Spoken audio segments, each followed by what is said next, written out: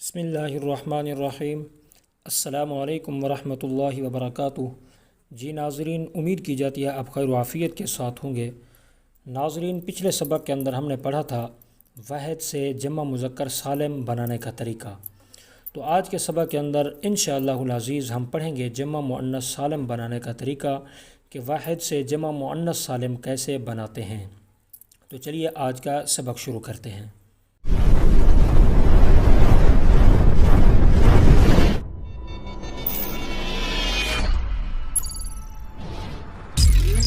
دیکھیں، دو کام کریں گے، بالکل آسان کام ہے۔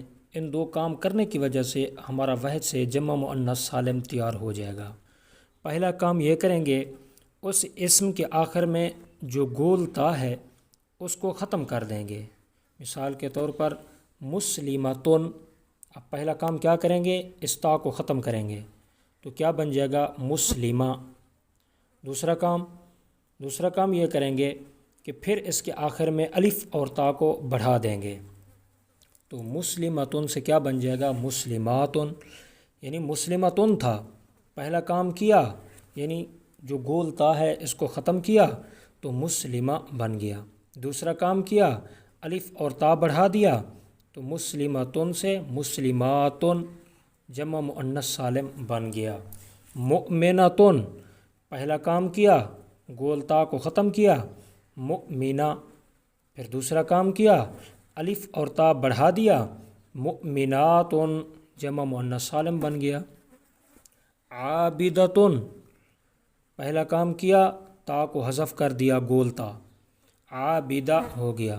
دوسرا کام الف اور تا بڑھا دیا آخر میں، عابداتن جمع مؤنث سالم تیار ہو گیا۔ صائمتن، پہلا کام کیا تا کو ختم کیا، گول تا کو، صائمہ۔